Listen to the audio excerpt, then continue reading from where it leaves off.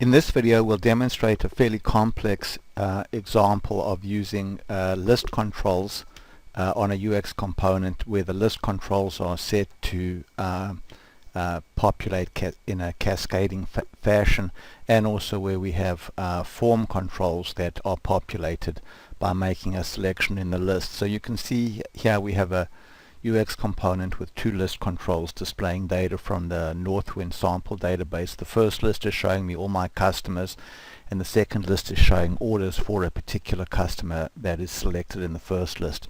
So you can see that when I go and make a selection in this list, in the first list, the customer list, the order list automatically updates. And furthermore, when I make this selection here, the form on the right hand side here is updated to show the details of the current row in the order list. And then if I navigate through the order list, basically this form is updating, and if I use the navigation buttons over here, I can navigate through the data as well, and the corresponding row in the form automatically updates.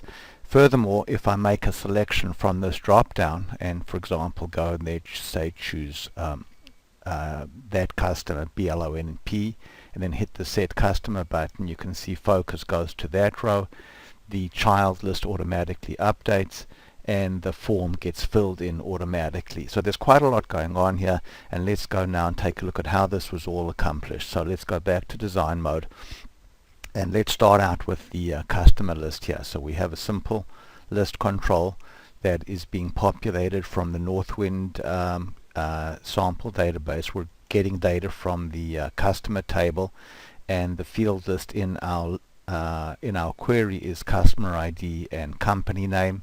We've set the list to return the primary key, and so we've set the return type to be primary key, and we've set the actual primary key value to primary key. Then also, let's just look over here. We've defined an argument, and we've defined an argument called what customer, and we're going to set this value of this what customer argument to the value of the list control. So you can see we've got curly bracket list customer over there. So that means that whenever the user clicks on a row in this list, we're going to be updating the value of that argument. So that's the parent list. Now let's take a look at the child list, which is list orders. So we'll go back to design mode there, and we'll look at the query. So again, this is coming from the Northwind sample database. This time we're doing a query against the orders database, but when we go and look at our filter, we can see that we're filtering on customer ID equals, and then there's the argument called what customer. So we're only going to basically populate this child list with records where the customer ID matches the value of the customer ID in the parent list. So this is and then also obviously we've specified that that this list has a parent, and that its parent is the customer list. So this is all that was necessary in order to get this cascading behavior. So when I click on a row there, you can see that this value there updates automatically. When I click on another row in the customer list, the child list automatically updates. But now when we go now and we choose a value over there, for example, and then say set customer, we need to force this child list there to update. So if I go, for example, there and choose elf key and then say set customer, we can see that not only did we set the value in the parent list, but we also forced the child list to update as well. So let's go look at how that was done. So looking here at this button that does set customer, we can see that that's calling a JavaScript function called set customer. And now let's go to our JavaScript. So go to JavaScript functions, and here is the set customer function. So before explaining this, let's pause now and pick this up in the next video. So we're continuing our discussion now of the set customer function. So we can see that the first thing that we're going to do over here is read the value in that drop down control. So if we go back to controls, we can see that this drop down control is called customer. So v customer now is the current value in that customer control. I'll just put a semicolon there. Then we're going to set the value of the list control to v customer. So because the list control was set to return the value of the primary key, if we set the value to a primary key value, that will cause the current row in the list to be selected based on customer ID. So but simply selecting the value in the list doesn't automatically cause the child lists to refresh. They do refresh automatically if you click on them, but if you set them programmatically, so you can see if I were to go here and temporarily comment out that line of code over there and go back to my component, if I click on a row, you can see that the child list automatically updates.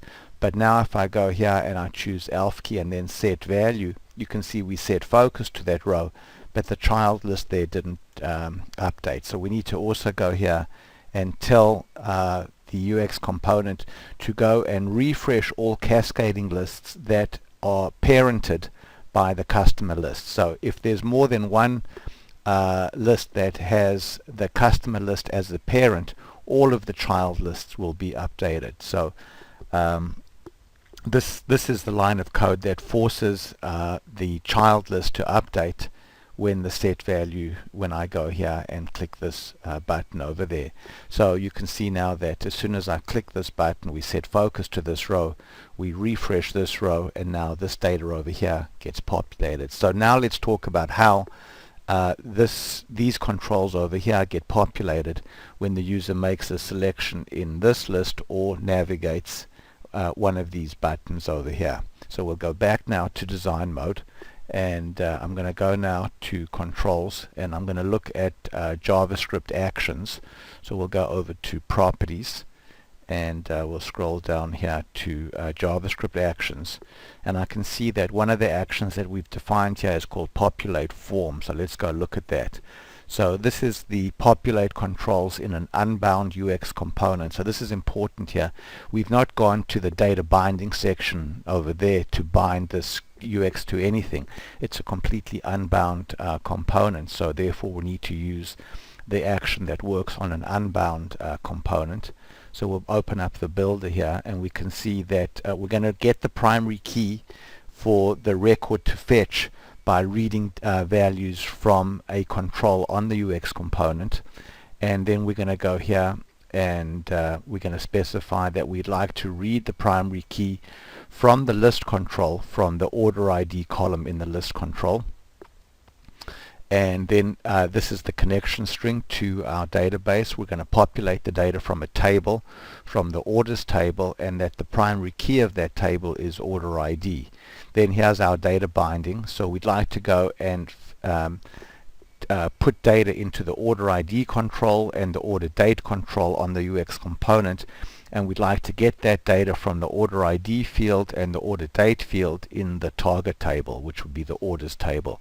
So this is how we specified how to populate those controls. So now we have an action called populate form, and let's go back to controls now and then go back to our list over there and then go to our list properties, and we would like to populate the form every time the user clicks on a row in the list or a value in the list is selected programmatically.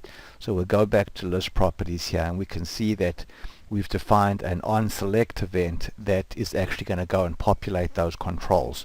So before we explain what's inside this onSelect event, let's pause and pick this up in the next video.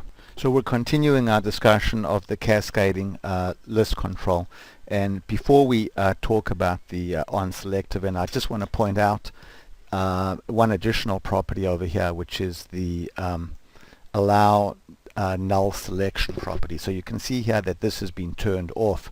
I'm going to temporarily turn it on.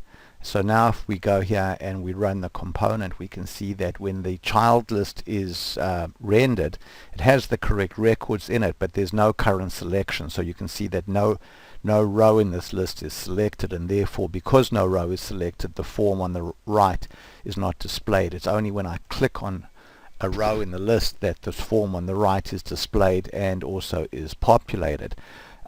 So by going back to properties and setting the allow non-null selection to false, now what happens is when the child list is rendered, we're going to go and automatically set the first row in that list to be the selected row. So that's why when we initially rendered this component, there was a current selection in this list, and also this form was filled out and populated. So let's go back now and take a look at the onSelect event. So here we have the onSelect event, and we can see that first what we're doing is we're setting a flag called showContainer to false. Then we're getting the row number that is currently selected. So you can see if we look here in the help, we can see that it's telling us that this is a pointer to the list object itself, and this dot selection would be an array of all the selected rows. So since this particular list only allows one row at a time to be selected, this dot selection 0 gives us the row number of the row that was selected, and this dot underbar data is an array of all the data in the list. So this dot underbar data dot length gives us a number, gives us the number of rows in the list.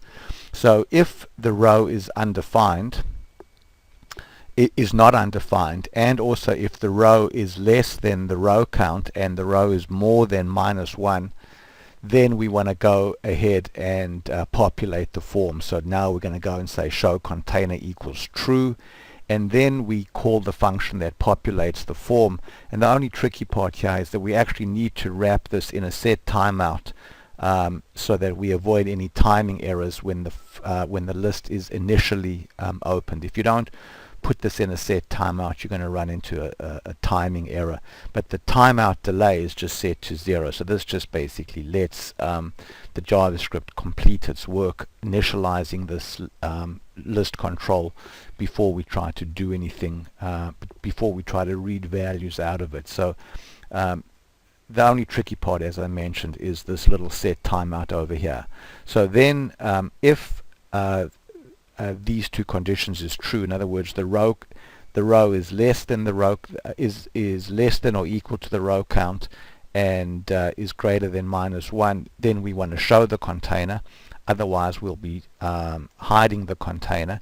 And then you can see that after we've gone and we've populated the form, we execute this code here, which either does a show container or a hide container. And these two actions again were defined using JavaScript actions. So let's just go here and edit those actions to see what they do. So hide container, if we bring up the action JavaScript builder over here, is simply calling the toggle display of a container, and the container that we'd like to hide is container 3. And then similarly we have another action called show container. If we go back to our controls, we can see that the whole form on the right hand side is wrapped in a container called container 3.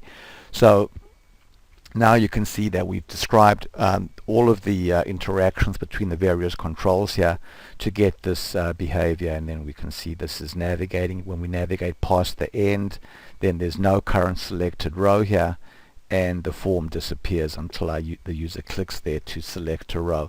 So this is a fairly complex example of cascading lists in a UX component, and then how controls on the UX can be dynamically populated even though the UX itself is not data bound. Thank you very much for watching.